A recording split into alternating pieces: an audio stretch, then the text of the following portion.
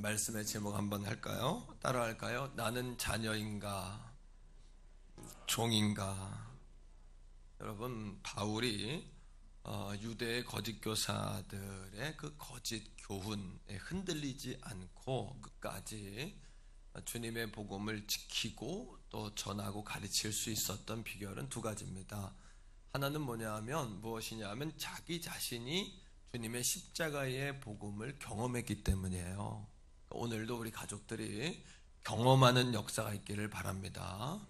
또 한 가지는 하나님의 말씀에 든든히 선 그의 내적, 외적 또 확신 때문이었어요. 여러분, 바울이 누굽니까? 바울은 길리기아 다소에서 났다 이렇게 이야기해요. 길리기아는 당시에는 시리아 땅이고 또 오늘날에는 터키의 남부입니다. 그래서 작은 소도시인데 이방에서 태어났어요. 그죠? 그런데 당시에는 이방에 살고 있는 유대인이 많았습니다. 그 이유는 바벨론 포로 생활도 했고 돌아온 사람도 있지만 정착한 사람도 있었거든요. 그리고 노예로 끌려갔던 사람들 또는 무역 때문에 흩어져 있던 사람들, 그런 가문의 자손인 거예요. 근데 바울이 자기를 소개할 때 나는 난지 8일 만에 할례했다. 그러니 나는 히브리인 중에 히브리인이다. 그리고 나는 신앙의 명문 가문인데 나는 베냐민 지파다. 자기를 그렇게 공격하는 유대인들에게 그렇게 소개하죠. 뿐만 아닙니다. 나는 바리새파다. 열심당원이다. 바리새파는 구약의 말씀을 철저하게 지키는 사람들이에요. 그래서 이름 그대로 분리주의자입니다. 너와 나는 다르다. 나는 바리새다. 이런 겁니다. 뿐만 아니고 그는 랍비예요. 랍비는 선생이라는 뜻인데 가르치는 자인데, 랍비는 구약의 율법에 정통한 사람들이죠. 그래서 예수님 시대 이후에 바울이 소아시아나 터키, 로마 이런 데 다니면 회당이 있어요. 회당은 마을 회관 같은 건데 그냥 단순히 유대인들이 흩어져 있는 유대인들이 모이는, 이민 간 사람들이 모이는 장소이기도 했지만 거기에서 하나님 말씀을 가르쳐요. 그러면 그 회당 하나에는 유대에서 보낸 랍비가 있어요. 랍비는 하나님의 율법, 성경에 정통한 사람입니다. 그러니까 예수님을 누가 랍비요 이렇게 부르기도 하잖아요. 그죠? 그러니까 바울은 랍비였어요. 그냥 랍비가 아니라 그가 12살 때 성인이 되는 그 가장 초보적인 나이가 12살인데 12살에 그 아버지 어머니가 여러분 로마의 시민권을 가지고 있는 유지잖아요. 그죠? 지역사회에 영향력 있는 유지 아닙니까? 당시에 그 본국에 인정받은 사람이니까. 그 아들을 유학을 보낸 거예요. 예루살렘으로. 그래서 가말리엘 문화에, 가말리엘 밑에서 공부를 시킨 겁니다. 예, 당시에 이제 그리스 이쪽은 소크라테스, 플라톤, 아리스토텔레스 이런 분들이 예수님 전에 계셨던 분들이기 때문에 그런 철학을 통한 대학이 이미 있었어요. 그리스나 이쪽은 대학이 이미 있었고, 근데 유대 쪽이나 로마 쪽은 대학이 또 없었단 말이에요. 그럼 어떻게 공부했냐? 1대1로 그 당시에 저명한 학자나 그런 스승들을 찾아가서 그분 무릎 밑에서 무릎 꿇고 배우는 거예요. 예, 그래서 바울은 누구 밑에 배웠냐면 당시에 율법에 가장 정통한 최고의 여러분 경지에 올라 있는 가말리엘이라는 사람 밑에 가서 그 부모가 유학을 보내가지고 공부한 겁니다. 그러니 유대인들이 성경을 가지고 바울 앞에서 여러분 율법이 먼저다, 할례가 먼저다 이러니까 바울이 예수로 거듭나니까 예수를 믿기는 모든 것들은 뭘로 여긴다 그랬어요? 다 배설물로 여긴다 그랬는데 배설물이 아니라 하나님은 그것조차도 쓰시는 거예요. 그러니까 배울 수 있을 때 잘 많이 배우셔야 돼요. 일할 수 있을 때 많이 일하셔야 되고 돈도 벌 수 있을 때 열심히 버셔야 되고 하나님이 높여주실 때 막 높임 받으셔야 돼요. 또 쓰실 때 쓰임 받으셔야 돼요. 그러면 예수 안에 있는 모든 것들은 하나님이 합력해서 이것들을 다 선하게 사용하신단 말입니다. 아멘이시죠? 그럼 바울이 여러분 그 유대 거짓 교사들에게 야, 믿음이 말이 되냐? 거기다 왕으로 태어났다는 그 구세주가 십자가에 죽었으니까 십자가는 저주 상징인데 그 말이 되냔 말이에요. 유대인들이 이렇게 안 받아들여지는 거예요. 그러니까 바울이 뭐라고 이야기합니까? 그래, 그러면 니들이 말하는 구약을 가지고 말해보자. 그리고는 창세기 15장에 보니까 아브라함이 하나님의 약속을 믿음으로 의롭다 하심을 받았잖아요. 의는 구원의 기준이요, 무죄란 뜻이요, 하나님과 커뮤니케이션 통했다는 이야기인데, 그건 여러분 의를 전가받았다. 전가는 뭐라 그랬어요? 인풋했다, 집어넣었다는 거예요. 집어넣었다. 예. 그리고 믿음 후에 할례를 했는데 할례가 몇 년 후에요? 지난주에 우리 딱 은혜를 나눴어요. 그죠? 몇 년 후에 할례를 받았어요? 20년 후에 받았다. 그게 창세기 17장 아닙니까? 10절, 11절에. 그러니까 할례도 중요하지만 할례보다 구원은 믿음이다. 할례를 받고 믿음이라고 의로 여겼단 말은 없어요, 성경에. 그리고 그 다음 율법은 몇 년 뒤다? 430년 뒤다. 이게 하나님의 말씀 아닙니까? 아멘이세요? 자, 그러하기에 우리는 오늘도 따라합니다. 하나님의 백성, 아브라함의 자손, 복의 근원. 그러니까 우리가 이 은혜의 복음을 믿음을 통해서 하나님의 백성이 돼요. 그럼 하나님의 백성은 아브라함의 자손이 되는 거예요. 아브라함의 자손은 복의 근원이 되는 거예요. 아멘입니까? 이게 이 보통 은혜가 아니구나. 이게 구원받는다는 게 단순히 이게 천국 가는 문제 끝나는 게 아니구나. 이게 천대까지 복을 받는다는 게 무슨 얘기인지 알았다 이제. 그러니까 갈라디아 3장 9절에 있는 말씀처럼 믿음으로 말미암는 자는 믿음이 있는 아브라함과 함께 복을 받느니라. 아브라함과 함께 복을 받느니라. 그게 복이 뭔지, 돈 벌고 성공하고 이게 단순히 복이 아니라 진정 복이 뭔지 또는 말씀 가운데 보겠습니다만, 그러면 물어봅시다. 자, 그러면 율법은 좋은 겁니까? 나쁜 겁니까? 여러분 대답해 보세요. 2부 예배 때 물었더니 좋단 말이 60%, 나쁘단 말이 40% 나왔어요. 여러분 어떻게 생각하세요? 속으로 대답하세요. 여러분 속으로. 율법이 좋은 겁니까? 나쁜 겁니까? 율법은 좋은 거죠. 왜? 하나님의 말씀이니까. 맞지요? 단지 이 율법이 우리를 구원을 주는 능력이 없다 뿐이지, 율법은 하나님의 말씀이니까 율법을 잘 지키셔야 됩니다, 여러분. 하지만 율법이 구원을 주는 건 아니죠. 자, 그러면 율법이 뭐냐? 이거를 잘 알고 오늘 넘어가야 되겠다. 율법이 뭔지를. 이제는 이 율법에 대해 들으면 앞으로 평생 안 들어도 다 이해가 될 수 있을 정도로 하나님이 지혜를 주시기를 원해요. 첫째, 19절이에요. 율법이 뭐냐 그러면 19절. 자, 성경이 말해주는 거예요, 우리에게. 시작. 그런즉 율법은 무엇이냐? 범법함으로 더하여 진 것이라. 그 다음에 천사들을 통하여 한 중보자의 손으로 베푸신 것인데, 천사들을 통해서 한 중보자, 그 당시에 중보자가 누구냐면 하나님의 이야기를 듣고 하나님의 이야기를 전하라는 사람 누구예요? 모세 아닙니까? 모세. 그죠? 한 중보자, 모세가 당시엔 중보자였어요. 한 중보자를 통해 준 것인데, 그 다음에 시작. 약속하신 누가? 자손이 오시기까지 있을 것이라.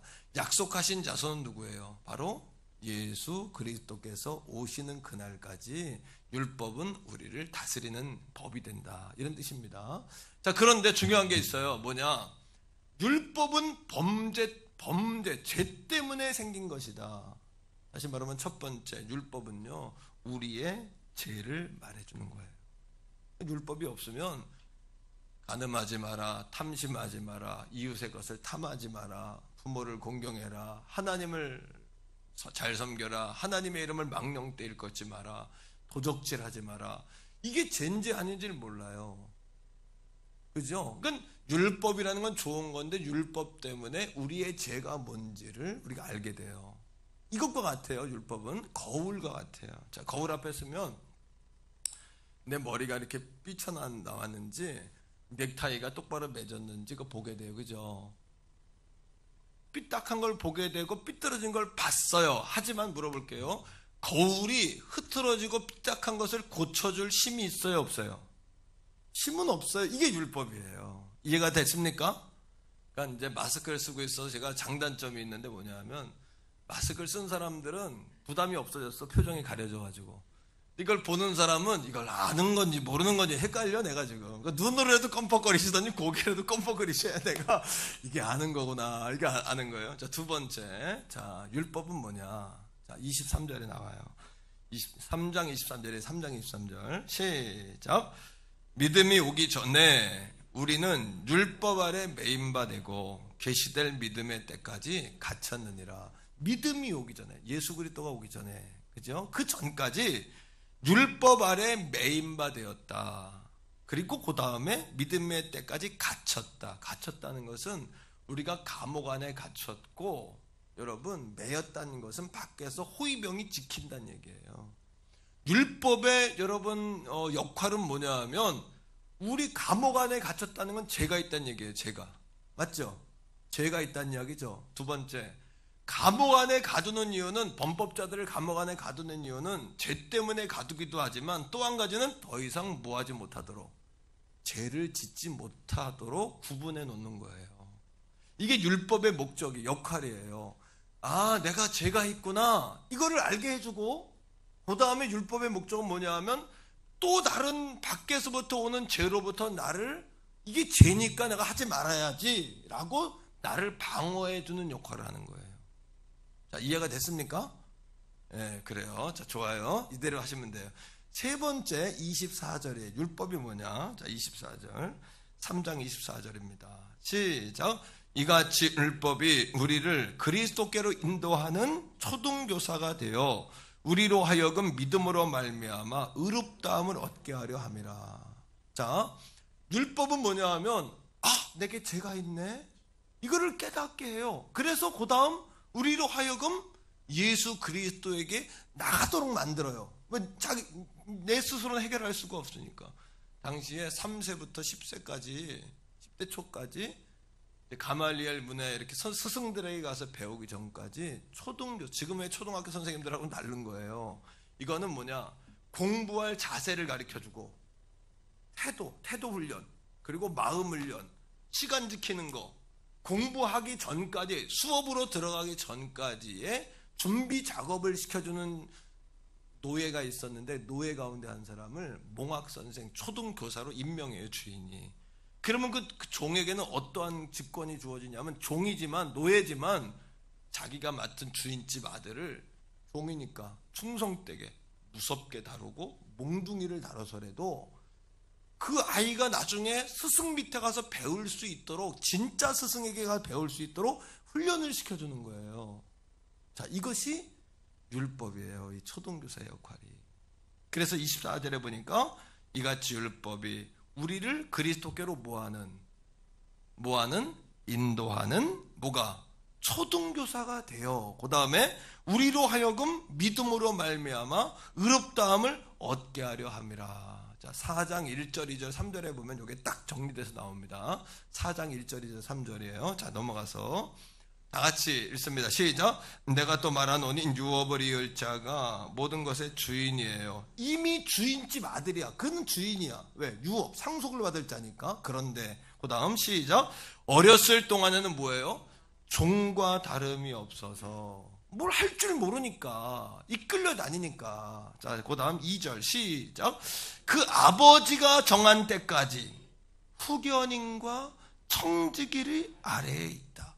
후견인은 뭐냐 하면 초등교사, 몽학선생 밑에서 여러분 배워야 되는 거예요. 쫓아다녀야 되는 거예요. 그죠? 그 다음에 청지기는 아까 호위병, 감옥에 가둬놓고 밖에서 지키는 것과 같은, 그렇게 여러분 무서운 호위병과 같이 우리를 지키는 거예요. 3절입니다. 시작.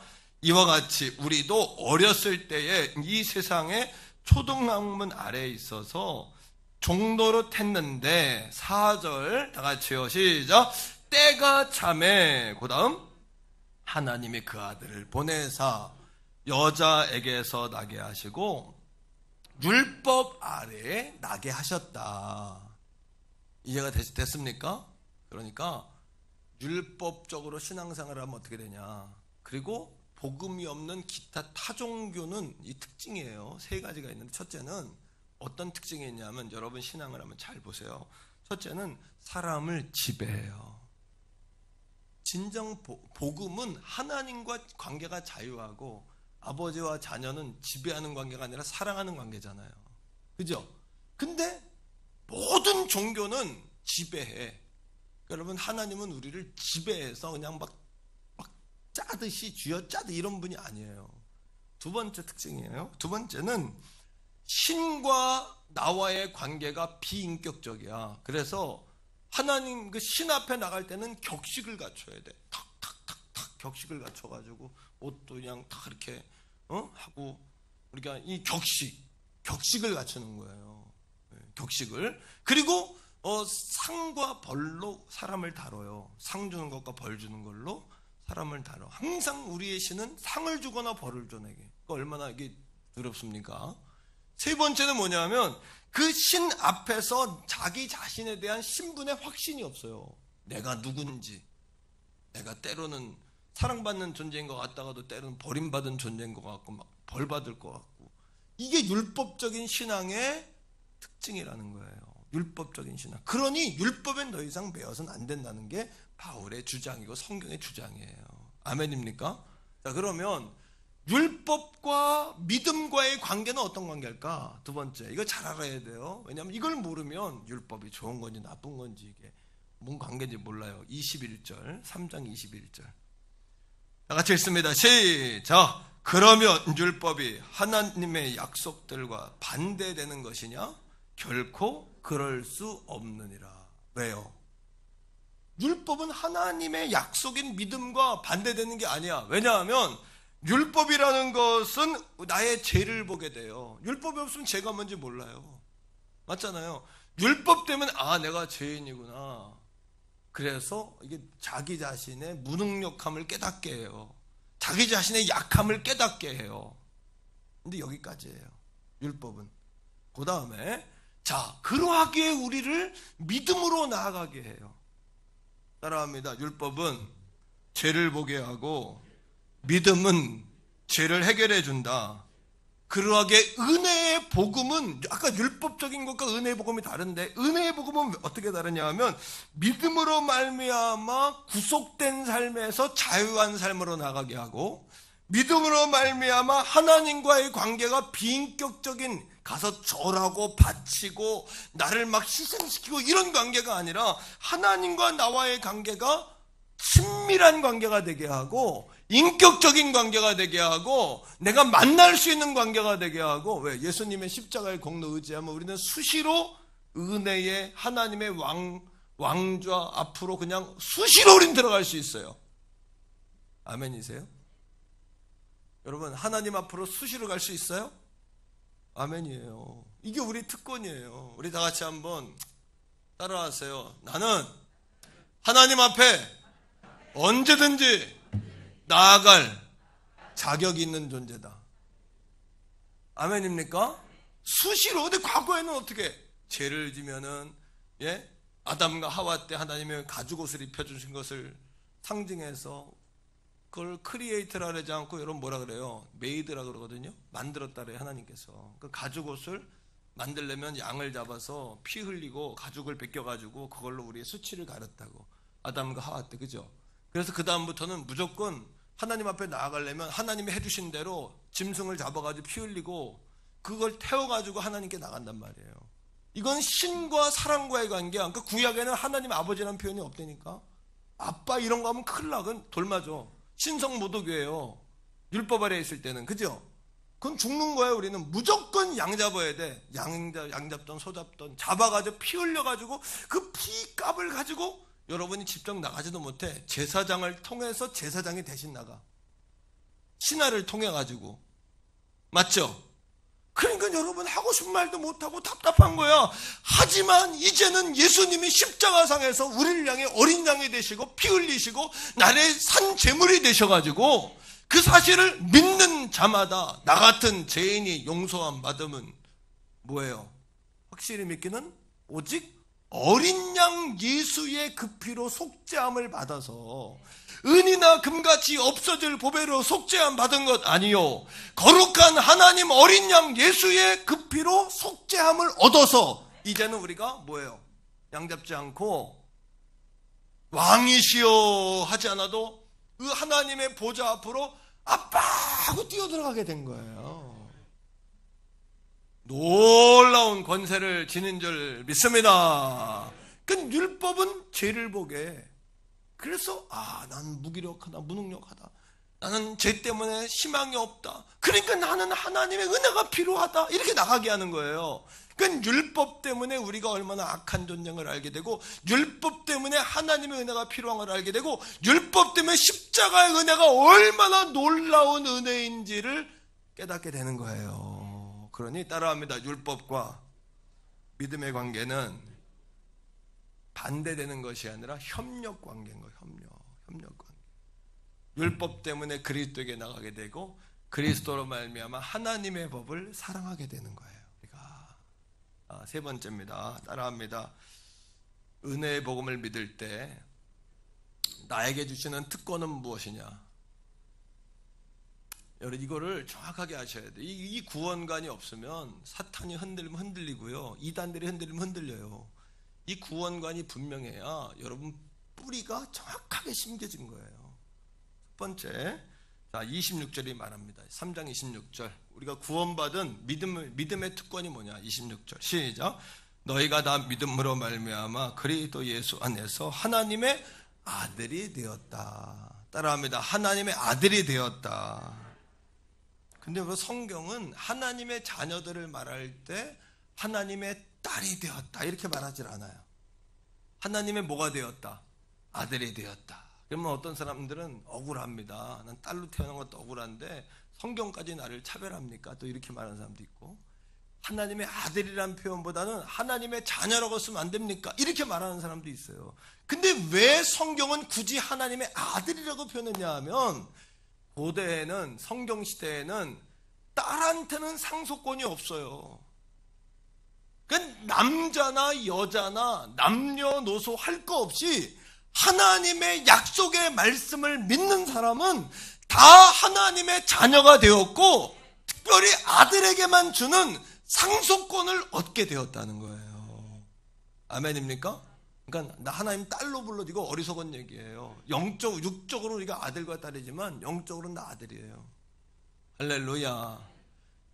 예? 우린 다 아들이에요. 아들. 영적으로는 다 아들이야. 그래서 하나님의 상속권을 얻을 수 있는 자격을 획득하게 되었다는 거예요. 두 번째, 자 믿음의 특권은 뭐냐 하면 그리스도로 옷을 입어요. 우리가 27절에 다 같이 3장 27절. 자 시작.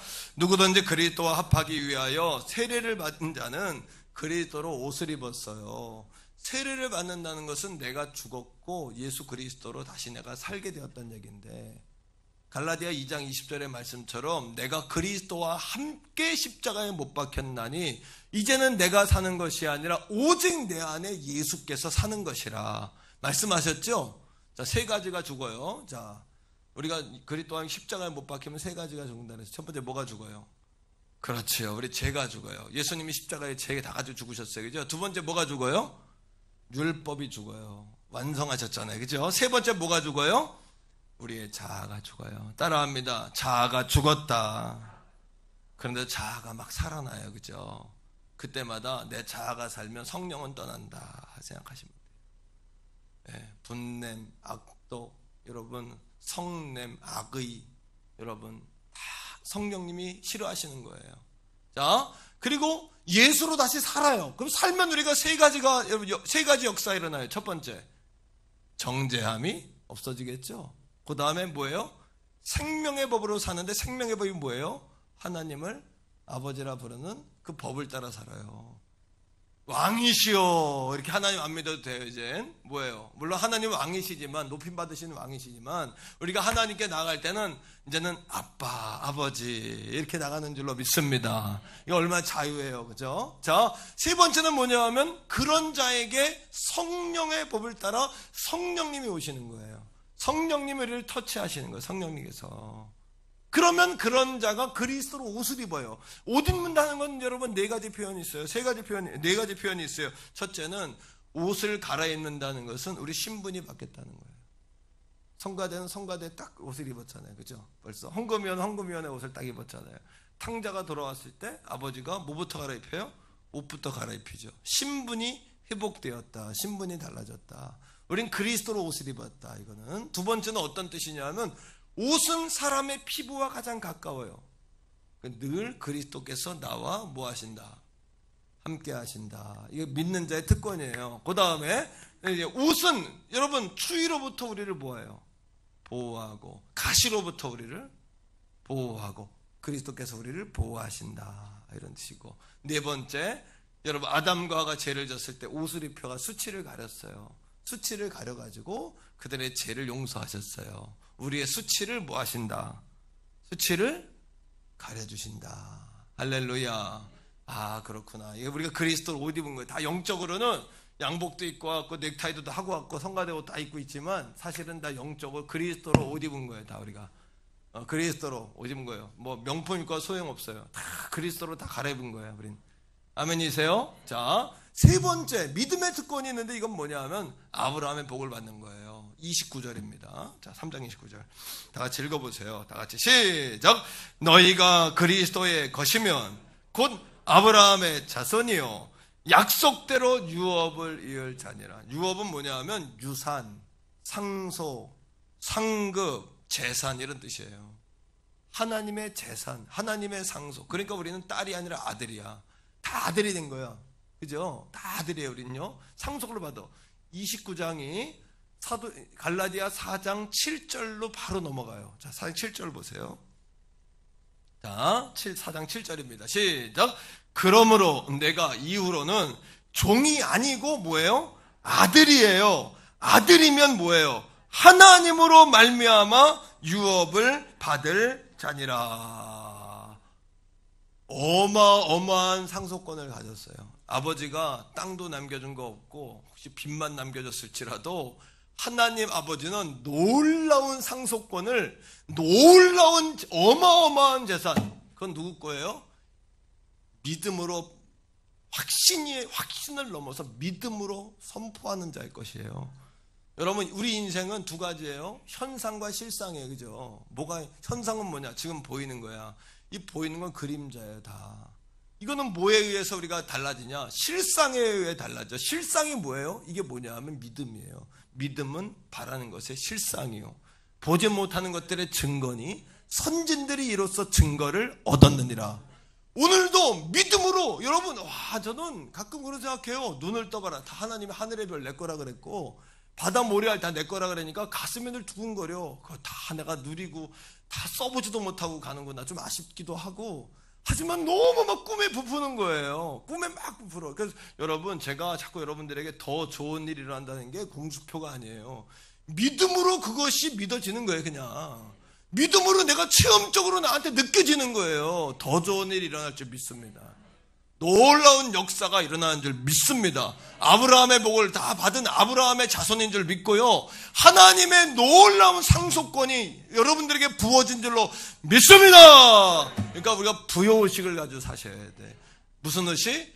부여의식, 부자의식. 할렐루야. 어렵고 힘들 때일수록 말로 여러분 별로 걱정 안 해. 뭐 말로 이렇게 막 하지 마세요. 하나님이 딱 계시니까 하나님 손 붙잡고 가는 거예요. 자, 그러면 네 번째, 성령님은 어떤 일을 하시냐예요. 율법에 대해서 알았어요. 율법과 복음의 관계를 알았어요. 자녀된 특권을 보았어요. 그럼 성령님이 하시는 일은 뭐냐는 거예요. 자, 여러분, 성령님은 우리에게 두 가지를 하세요. 4장 5절입니다. 4장 5절인데 다 같이 읽으세요. 시작.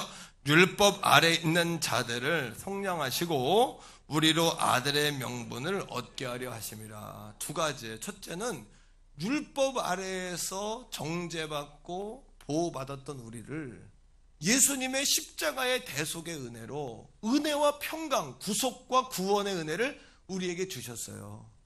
이제 우리는 나를 바라보면 구원의 확신이 있냐? 나를 바라보면 헷갈려. 하지만 예수님 바라보면 손 번쩍 드는 거예요. 우린 구원 받았어요. 나 바라보면 희망이 없어. 주님 바라봐야 돼. 주님 바라봐야 돼. 십자가 바라봐야 돼. 대속의 은혜 바라봐야 돼. 나를 바라보는 건 율법적인 거고 십자가 바라보는 건 복음적인 거예요. 은혜적인 거예요. 믿습니까 여러분? 주의 십자가 바라보면 사는 거예요 우린요. 그거를 성령님이 말해줘요. 두 번째, 구원받았다는 것은 5절에 이렇게 이야기합니다. 우리로 아들의 명분을 얻게 하려 하심이라. 아들의 명분이라는 뜻은 아들이라는 얘기가 아니에요. 아들이 아닌데 아들의 명분을 준 거야. 그럼 뭐냐? 로마 시대에 주인이 자식이 없거나 노예 가운데, 종 가운데, 노예 가운데 쓸만한 노예들이 있잖아요. 그럴 때 그 사람을 딱 지목해서 자기 입양을 시켜, 자식으로. 오늘날과 똑같아요. 입양 제도가 있었어요. 입양을 시키면 그 자식은 입양이 되는 순간 아들의 명분을 얻어. 이게 그 얘기예요. 아들로 명분, 아들로 칭함을 받아. 인풋이 인풋. 이게 뭔 뜻인 줄 알죠? 아들이 아닌데 주인이 아들, 넌 아들이야 오늘부터. 그러면 그 아들은 인풋, 그에게 아들됨이 들어가 버려요. 그것이 그의 것이 아닌데 우리가 구원받은 것처럼 명분을 얻는 거예요. 명분을. 그러니까 우리가 구원받았을 때 전자인 우리가 속량 받았다라는 것에서 멈추면 안 돼요. 후자까지 나가야 돼요. 무슨 얘기냐? 우리가 그 속량의 은혜를 믿지요. 그럼 우리의 죄는 어떻게 돼요? 우리의 죄는 예수 그리스도에게로 가는 거예요. 그리고 예수 그리스도의 의는 우리에게로 들어오는 거예요. 할렐루야. 이게 분명해야 돼요. 이걸 가지고 헷갈리니까 한국교회가 흔들리고 성도들이 여러분 잘하지 않는 거예요. 성장이 안 되는 거예요. 그리고 예수를 오래 믿어도 죽는 역사가 없고 인격으로. 그리고 자유함과 기쁨과 이 은혜가 없는 거예요. 예. 두 번째 뭐냐 하면 아들의 명분이 우리에게 전가됐어요. 인풋됐어요. 그럼 어떻게 해야 되냐? 하나님의 아들됨의 권세와 그의 능력과 재산도 내게 들어온 거예요. 이거를 믿지 않으면 예수 그리스도에게 있는 그 능력과 권세가 우리에게로 오질 않아요. 전가되질 않아. 왜 내가 거부하는데? 주인은 노예를 아들로 삼았는데 아들은 끝까지 나는 아니라고. 아유 내가 어떻게 아들 하냐고. 아유 내가 신분이 그런데 어떻게 아들 하냐. 이게 율법이거든요. 율법을 깨뜨리고 주인이 내 자식 삼았대는데 그냥 아멘하면 되는 거거든요. 아멘하면. 믿습니까? 아멘하면 되거든요. 아멘하면 되거든요. 성령인 그걸 우리에게 말하는 거예요. 자, 로마서 8장 16절부터 17절 화면에 한번 보여주세요. 자, 이건 읽으세요. 로마서 8장 16, 17절이에요. 화면에 빨리 띄우세요. 준비 안 돼. 자, 읽으세요. 자, 성령이 하시는 일이에요. 자, 16절 시작. 성령이 친히 우리의 영과 더불어 우리가 하나님의 자녀인 것을 증언해요. 그러니까 성령의 도우심을 날마다 받아야 돼요. 성령을 자꾸 찾으셔야 돼요. 성령을 입으로 자꾸 도와주세요. 성령님 함께 해주세요. 성령님 도와주세요. 네? 그러니까 여러분 성도님들과 대화할 때도 저는 이제 한쪽은 대화하면서 한쪽은 뭐 하냐 하면 하나님 뭐라고 말할까요? 하나님 지혜해 주세요. 이렇게 말하거든요. 네. 그럼 뭘 할 때 항상 물어보는 거예요. 성령님 어떻게 할까요? 도와주세요. 어떻게 하면 좋겠어요, 성령님? 자꾸 물어보는 거예요. 그러면 성령이 증언해 주신다는 거는 성령이 증인돼. 야, 내가 증인이다. 너희가 하나님의 자식이 돼서 하나님의 상속을 받게 된 거 내가 증인이다. 내가 증인서 준다. 성령이 증인서 준다는 얘기예요, 이게요. 증언하신다는 얘기는. 이해가 됩니까? 17절 읽어보세요. 17절. 자, 로마서 8장 17절이에요. 다 같이 시작. 자녀이면 또한 뭐예요? 상속자.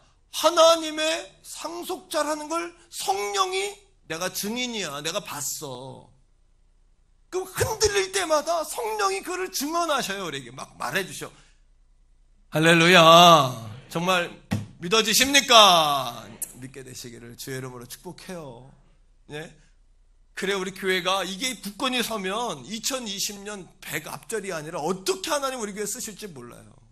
이게 확실하면 어떻게 우리 교회를 쓰실지 모르는 거예요. 여러분들을 어떻게 쓰실지 아무도 몰라요. 하나님이 쓰시면 놀라운 역사와 기적이 일어나는 줄 믿습니다, 여러분. 아멘입니까, 여러분? 아멘이에요. 예. 자, 여러분 띄워주세요. 17절 계속해서 다 같이 다시 한번 시작. 자녀이면 또한 상속자 곧 하나님의 상속자요 그리스도와 함께한 상속자니, 그죠? 우리가 그와 함께 영광을 받기 위하여 고난도 함께, 그러니까 우리가 고난 받는 걸 이상하게 여기시면 안 돼요. 예수님의 자녀이기 때문에 고난 받는 거고 하나님 자식이기 때문에 고난을 받는 거예요. 아멘이세요? 갈라디아서 4장 6절입니다. 자, 4장 6절.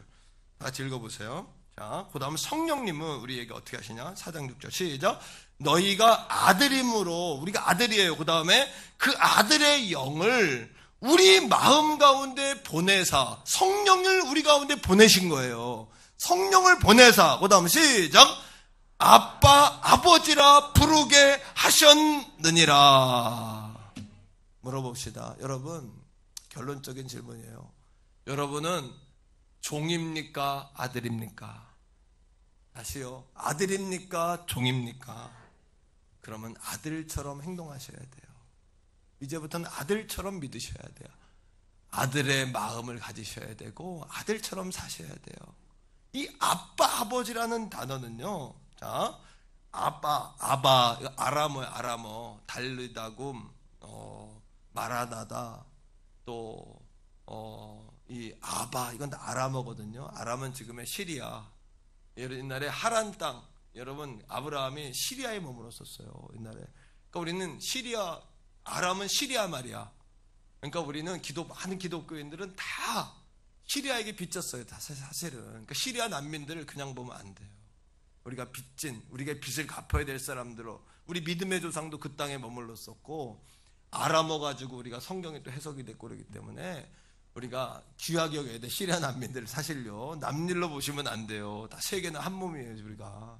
자, 계속해서 보면 이 아바, 이 단어를 제일 먼저 쓰신 분이 있어요. 누굴까요? 누구게요? 그리 예수님이 언제 썼어요? 아바, 이걸요. 그렇죠. 겟세마네 동산에 기도할 때 아바 불렀어요.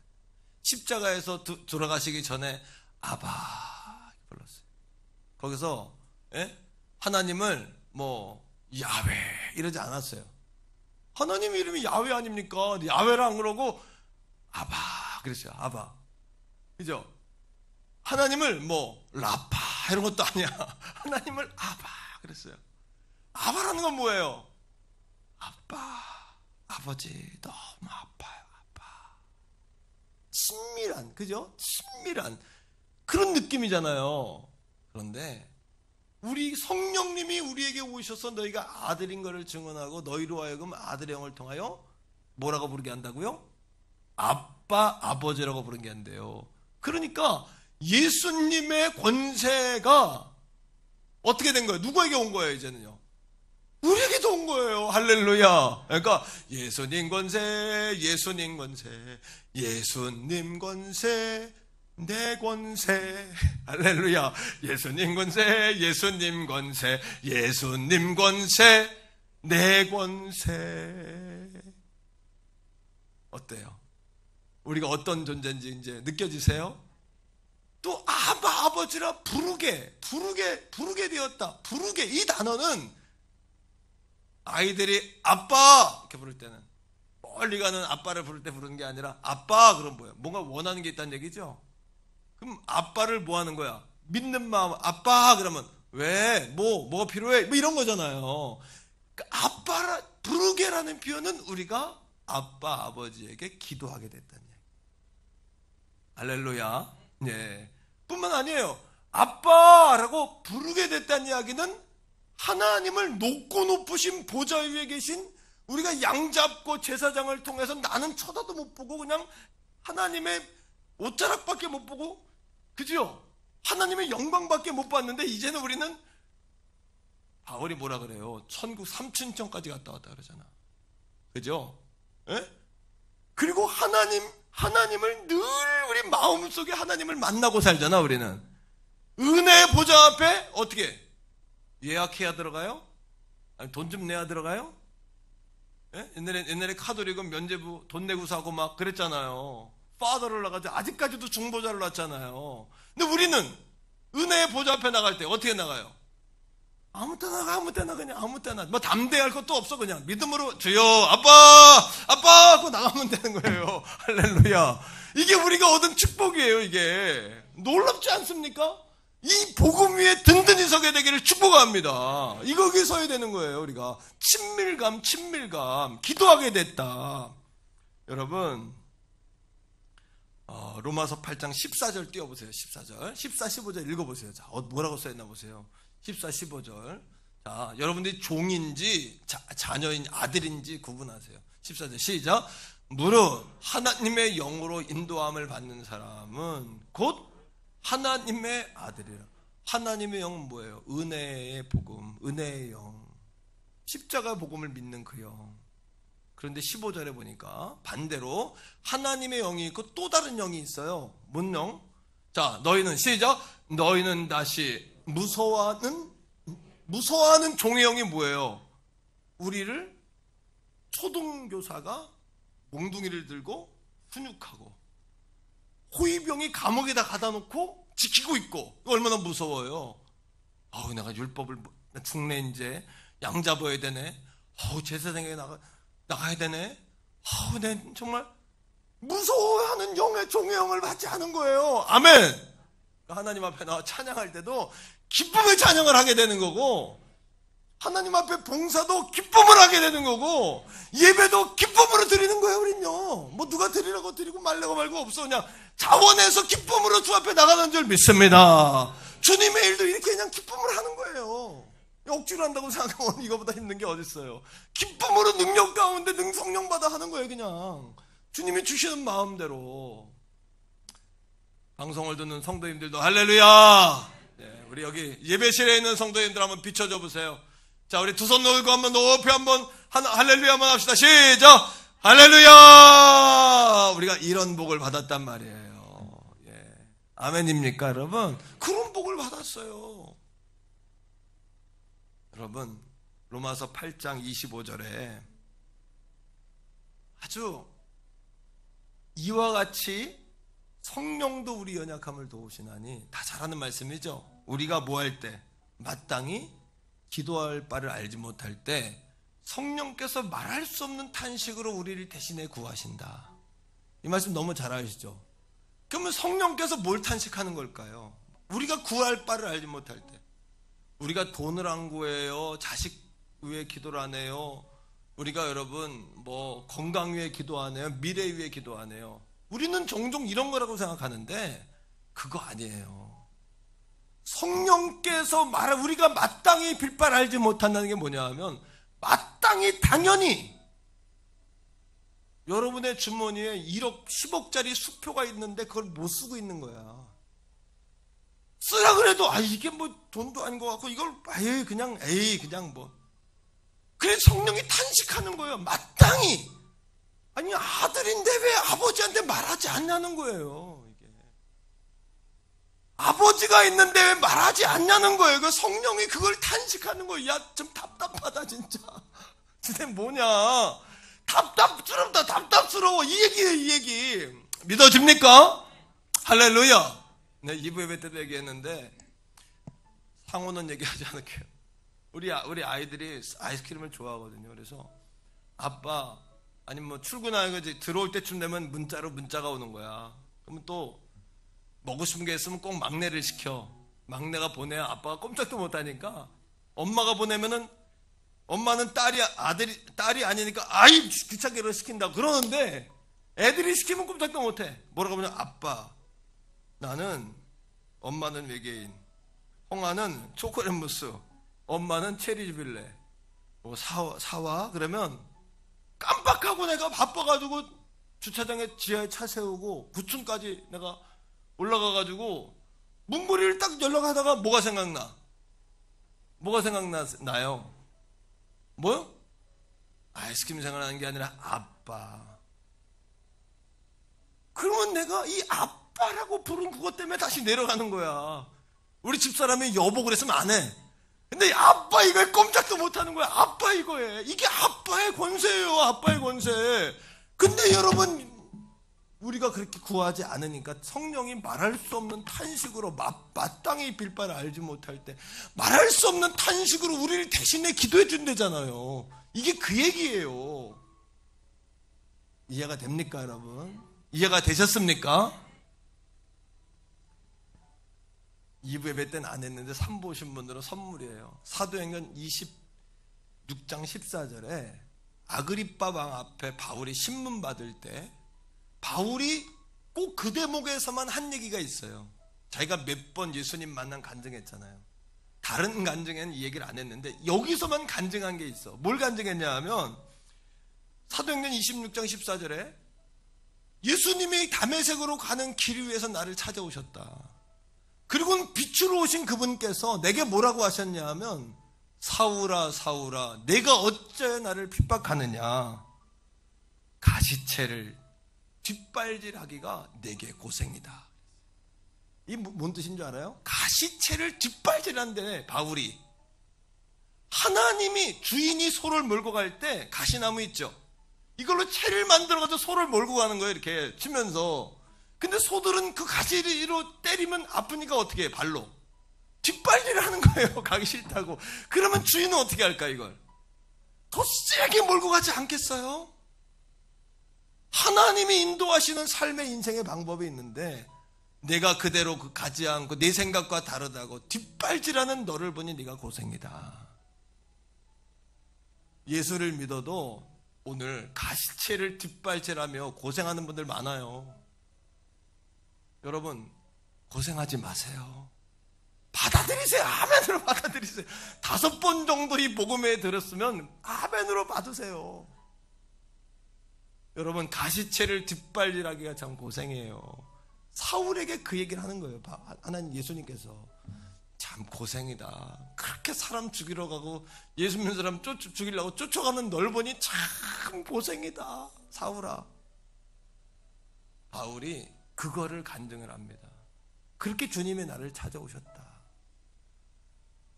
사랑하는 성도 여러분, 예수님을 대적하지 않아도 뒷발질하는 인생 사는 사람 많아요. 교회 안에도 많은 거예요. 왜? 그냥 하나님의 은혜의 복음을 따라가지 않고 성령의 감동을 따라가지 않고 예수를 믿어도 뒷발질하는 거예요. 뒷발질 계속해서. 그러면 얼마나 고생입니까? 우리가 수시로 물으세요. 오늘부터 수시로 자기 자신에게 나는 하나님을 두려워하는 종인가 아니면 하나님께 친밀감을 가지고 있는 자식인 나는 아들인가? 이걸 자꾸 물으세요. 그래서 성령님 도와달라고 자꾸 구하세요. 오늘 말하고 싶은 예화가 많거든요. 사실 떠오르는 예화가 많아요. 지금 몇 가지 예화가 떠올랐는데 그걸 할 수 있는 시간이 없으면 못해요. 내가 나중엔 또 하겠지만 사랑하는 성도 여러분, 이 시간에 조용히 아바라고 예수님 부르셨던 것처럼 아바 아버지라고 3번만 우리 3번만 아시겠죠? 우리 한번 먼저 따라하세요. 성령님 도와주세요. 그리고 3번 아바 아버지 3번 해요. 시작. 아바 조그맣게 하세요. 다시 자기만 들리게 시작. 아바 아버지. 한 번 더요. 아바 아버지. 여러분의 아빠인 아버지 앞에 이 시간 구하는 거예요. 뭐라고? 내가 아빠의 이름을 무시하고 살았어요. 아빠의 능력 내가 무시하고 살았어요. 하나님 아빠 아버지 사랑해요. 그렇게 이제는 그렇게 기도하고 살 거예요. 주님 만나고 살 거예요. 성령의 탄식이 그거거든요. 같이 한번 우리 주여 외치지 않고요. 그냥 같이 한번 이대로 기도하겠습니다. 기도하며 나갑시다.